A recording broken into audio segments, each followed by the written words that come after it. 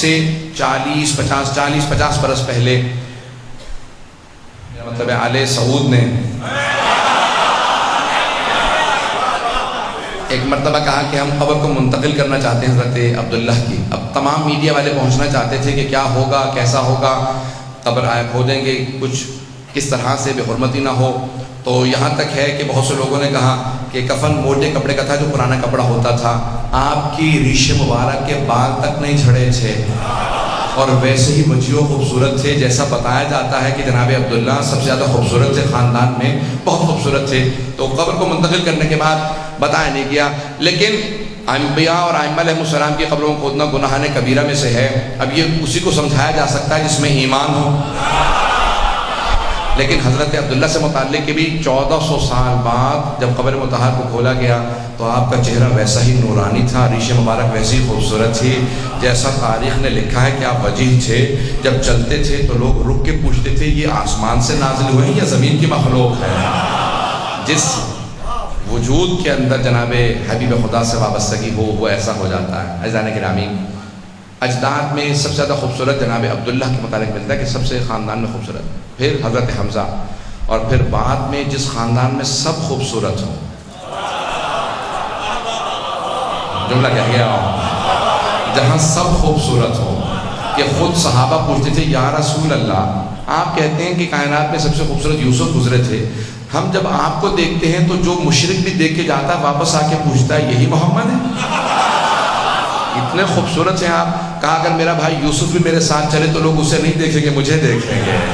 کہا یا رسول اللہ کیوں؟ کہا مجھ میں کشش زیادہ ہے، انا اجذب منہ، مجھ میں جذابیت، کشش زیادہ ہے، اٹریکشن زیادہ ہے. کہا کہ یا رسول اللہ پیغمبر اتنے خوبصورت، اور رسول اسلام نے فرمایا یا علی انت کا بدر الدجا، آپ کا چہرہ چودھری کے چاند جیسا. حبیب خدا نے فرمایا یا علی آپ کا چہرہ چودھری کے چاند کی مانند ہے. اور پھر پیغمبر اسلام نے امام حسن و حسین کے نام رکھے حسن و حسین، جو نکلے ہی حسن سے ہے. حسن بھی حسن سے، حسین بھی حسن سے. سوچیں کتنے خوبصورت ہوں گے. جس گھر میں سب خوبصورت ہیں وہاں ایک ایسی ہستی ہے جسے علی کہہ رہے ہیں ہذا قمر بنی ہاشم.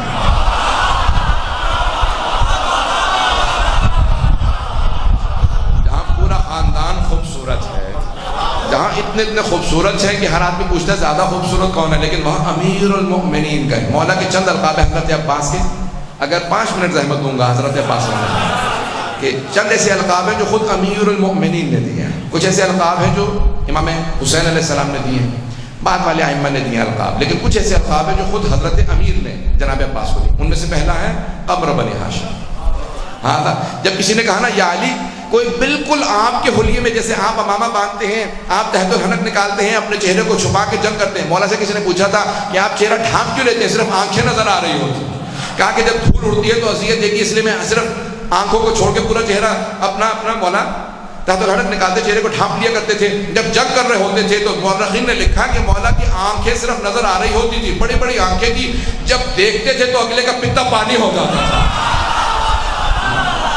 ہیبت تو جلال ایسا تھا، دیکھتے تھے آنکھوں سے قتل کر دیا کرتے تھے. کہ یعنی بالکل کوئی آپ کے انداز سے اسی طرح چہرے پہ نقاب ڈالے ہوئے، آپ کی طرح شمشیر لے ہوئے، ویسی آنکھیں ہیں. میدان صفین میں چلا گیا، میرے مولا مسکرائے، کہ اس سے کہو علی نے بلایا.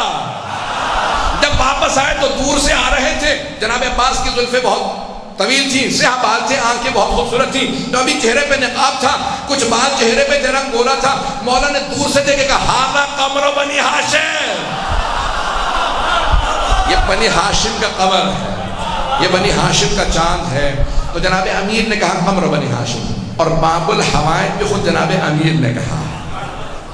لقب یہ ہے جناب امیر. 4 باب الحوائج ہیں، لیکن حضرت کتاب کا نام ہے قمر بنی ہاشم.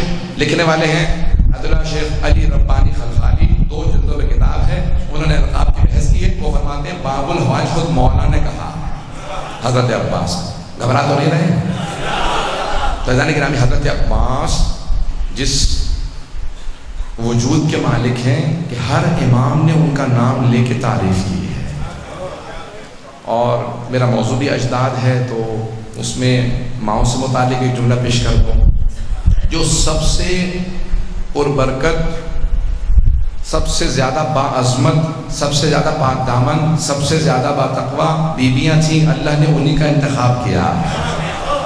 حضرت سارہ نبی کی بیٹی ہیں، نبی کی زوجہ ہیں، نبی کی ماں ہیں، نبی کی بہن ہیں، لیکن اللہ نے کہا سارہ آپ سے ایک بی بی افضل ہے تقوی میں، نام ہے ہاجرہ، کیونکہ آپ سے افضل ہے۔ اب وہی اجداد رسالت ماں میں آئیں گی، ماؤں میں جب آئیں گی تو حضرت ہاجرہ، پتہ نہیں میں بات پہنچا پایا ہوں یا نہیں پہنچا پایا۔ اب سوچئے جناب ام البنین کا مقام کیا ہوگا۔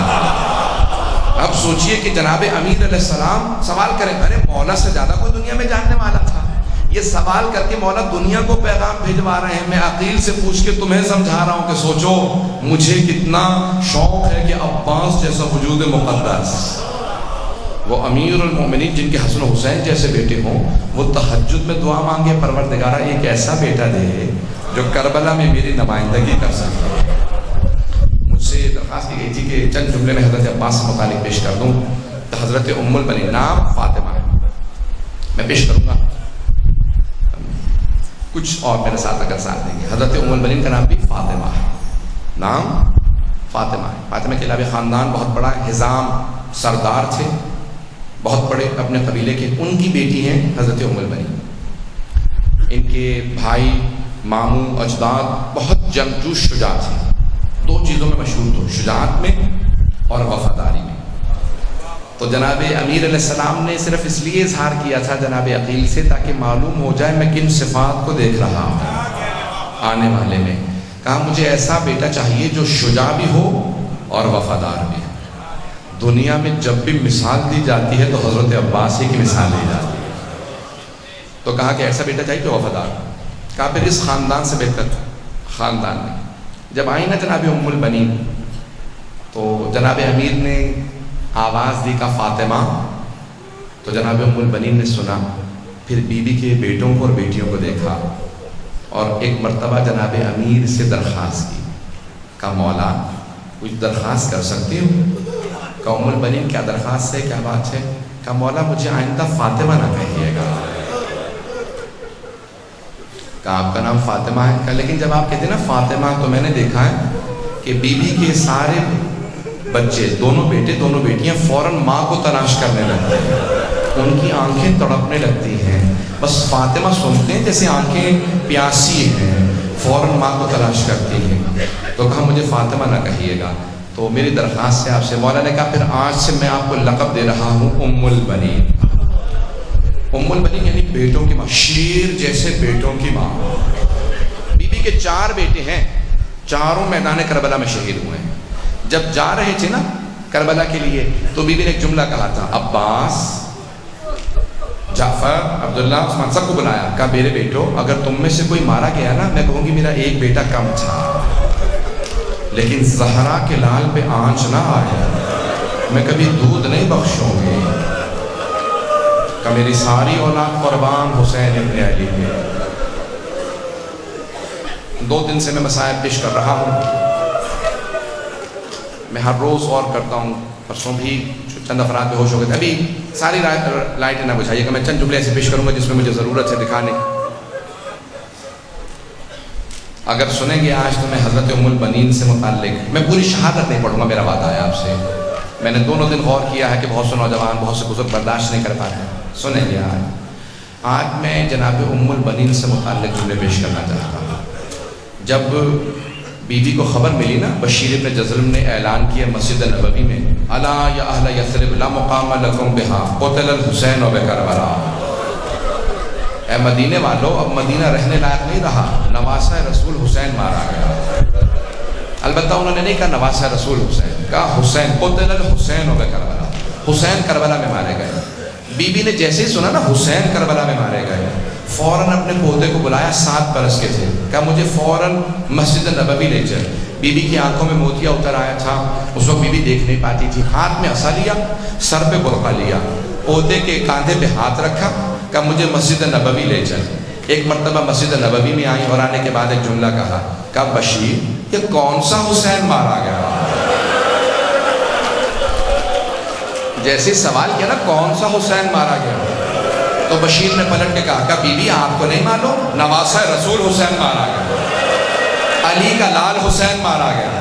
زہرا کے دل کا چین حسین مارا گیا۔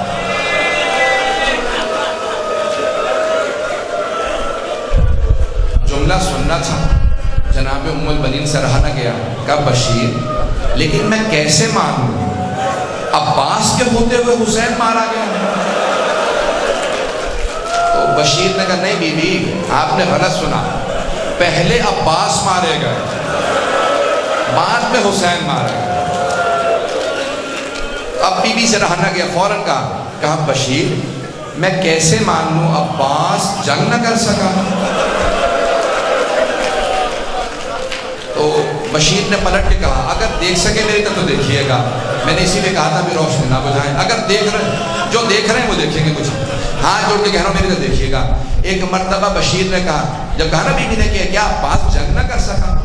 کہا بی بی جب عباس کے سر کے پشت میں گرز لگا نا، لوہے کا گرز تھا، وہ گھوڑے کی زمین پہ سنبھل نہیں سکا، زمین پہ گر گیا۔ جیسے کہا نا کہ زمین پہ گر گیا، ابھی بھی بی بی نہیں روئی۔ کہا بشیر تو عباس کو جانتا نہیں ہوگا، میں عباس کی ماں ہوں، عباس شیر تھا، عباس علی کا بیٹا تھا، ممکن ہی نہیں ہے عباس گرز کا وار نہ روک سکے۔ بشیر عباس لوہے کے گرز کو 2 انگلیوں سے پھینکتا تھا، میں نہیں مان سکتی کہ عباس گرز کو نہ روک سکا۔ جب کہا نا کہ گرز کے بعد، تو ایک مرتبہ بشیر نے جواب دیا، کہا بی بی جب عباس کے سر میں گرز لگا ان کے بازو نہیں تھے۔ اجروں کو ملا، اجروں کو ملا، جہاں تک آواز ہے۔ آج سب جب قرصہ دیں گے نا، 3 بیویوں کو قرصہ دیجیے گا۔ پہلی جناب ام البنین، ماں کو قرصہ دیجیے گا بیٹے کا۔ دوسری بیوی جناب زینب کبریٰ، بیوی کو بڑی محبت تھی حضرت عباس۔ اور تیسری جناب سکینہ بنت۔ اب جملہ میں پیش کر رہا ہوں اگر برداشت کر پائیں۔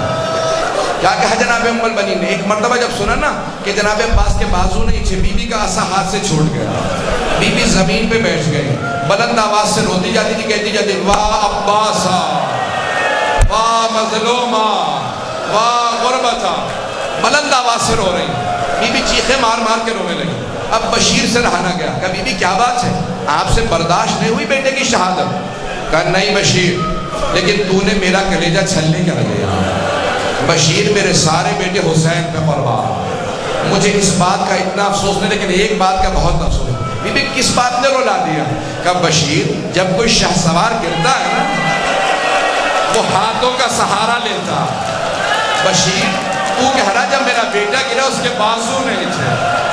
بشیر میں سوچ یہ رہی تھی جس بات نے مجھے رلایا، جب میرا بیٹا گرا ہوگا اس کا چہرہ پہلے لگا تھا یا اس کا سینہ لگا؟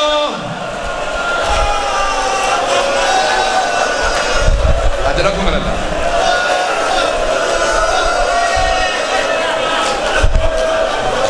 میں بھی مسائل پڑھوں گا، کوئی بخل نہ کرے، آج کوئی بخل نہ کرے۔ آج علم برآمد ہوگا نا تو کہیے گا بی بی ام البنین آپ کے بیٹے کا بڑا صدمہ ہے۔ کیا کیا جناب ام البنین نے؟ آواز دی پوتے کو، کہا ذرا کچھ دیر کے لیے مجھے جنت البقیع لے جائے۔ سنیں گے؟ جیسے بی بی جنت البقیع آئی نا، ایک قبر کی پائنتی میں بیٹھ گئی، کہا بی بی میرے عباس کو معاف کر دیجیے۔ بی بی میرے عباس نے بے وفائی نہیں کی تھی، بی بی پہلے میرا عباس مارا گیا، بعد میں آپ کا حسین مارا گیا۔ بی بی لیکن آپ کو آپ کے حسین کا پرسہ دینے آئی اور معافی مانگنے آئی ہوں، آپ کی بیٹیوں کا پردہ نہیں بچا کیونکہ میرا عباس نہیں رہا تھا۔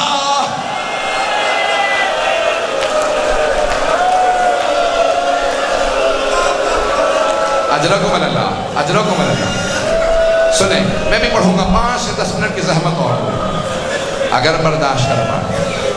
عزیزان گرامی جناب ام البنین اٹھی، کہا کہ مجھے جناب زینب کے پاس لے چل، پوتے سے کہا مجھے جناب زینب کے پاس لے جائے. آئیں جناب زینب کے پاس. فوراً آ کے کہا بی بی میں آپ کو حسین کا پرسہ دینے آئی ہوں. جناب زینب تڑپنے لگی, رونے لگی, کہا اماں میں آپ کو عباس کا پرسہ دیتی ہوں. جناب ام المؤمنین نے کہا بی بی مجھے عباس کا پرسہ نہ دو, مجھے حسین کا پرسہ دو, میرے سارے بیٹے حسین پہ قربان. ہے جناب ام المؤمنین آپ کی عظمتوں کو سلام. بی بی لاکھوں درود و سلام آپ کی عظمتوں کو. بس بھئی بی بی کی مرضی کے 2 جملے سن لیجیے. ہر روز صبح بی بی جنت البقیع آ جاتی ہیں, اپنے ہاتھ سے 4 قبریں بنائی بی بی نے. کہتی میرے 4 بیٹے تھے کربلا میں مارے گئے, یہ میرے 4 بیٹوں کی ایک قبر ہے. پھر کہتی ہو میرے شیروں میں تم پہ گریہ نہیں کروں گی کیونکہ تمہاری ماں یہاں پہ موجود ہے. پھر ایک 5ویں قبر بناتی, کہتی یہ میرے مولا حسین کی قبر ہے. کہتی مولا میں آپ پہ گریہ کروں گی کیونکہ آپ کی ماں نہیں ہے. پھر کہتی ہو کربلا سے آنے والوں مجھے اتنا بتا دو کیا ابھی بھی فرات پہ پہرے ہیں یا قبروں پہ پانی ڈال دیا؟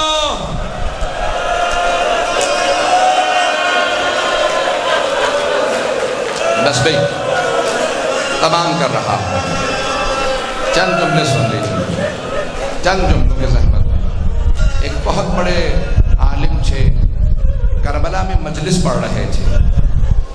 مجلس پڑھتے پڑھتے انہوں نے یہ روایت پڑھ دی, اور روایت ہے کہ جب جناب عباس کے دونوں بازو قلم ہو گئے تو اوپر ساتھ نے کہا کوئی آگے بڑھو, عباس کو مار دو. کہا نہیں یہ شیر ہے, ہم سے کوئی آگے نہیں جا سکتا. کہا پھر کیسے ماریں گے؟ کہا جتنے تیر انداز ہیں سب کو بلا. کہا جناب عباس ابھی بھی سوار تھے, بازو نہیں تھے, ان سب نے تیر لگائے اور چلانے لگے. پورے جسم میں تیر پیوست ہو گئے, سینے میں تیر تھے. جب تیر لگ رہے, میں جب دیکھیے گا جب تیر مار رہے تھے نا تو اچانک وہ روایت پڑھ دی کہ ایک تیر جناب عباس کی دہنی آنکھ میں لگ گیا. دہنی آنکھ میں تیر لگ گیا جناب عباس نے. یہ جملہ کہا. امام حسین کے حرم میں نماز پڑھاتے تھے آیت اللہ یہ شیخ یحییٰ یثربی, وہ بے ہوش ہو کے گر گئے. جب ہوش میں آئے کہ بلاؤ اس عالم کو, بلاؤ اس ذاکر کو. کہا کیوں روایت پڑھی؟ کہا آغا کتابوں میں ہے, کہا آئندہ نہ پڑھنا, میں تو بے ہوش ہو گیا تھا. اگر کوئی کمزور دل کا ہوگا وہ مر جائے گا, آئندہ نہ پڑھنا یہ روایت. لیکن آیت اللہ یحییٰ یثربی کہتے ہیں میں اٹھا اور حرم حضرت عباس میں گیا. کہ مولا مجھے معاف کر دیجیے گا, میں نے آپ کے ذاکر کو مسائل پڑھنے سے منع کر دیا, لیکن مولا مجھے پتہ نہیں روایت مستند ہے یا ضعیف ہے, پتہ نہیں آپ کے تیر لگا تھا نہیں لگا تھا. آیت اللہ یحییٰ یثربی کہتے ہیں میں اس رات گھر گیا, میں نے خواب میں حضرت عباس کو دیکھا. کہا شیخ تو نے کیوں روکا میرے ذاکر کو؟ کہا مولا مجھے پتہ نہیں آپ کے تیر لگا تھا نہیں. کہا میرے رونے والوں سے کہنا میری دائیں آنکھ میں تیر لگا تھا.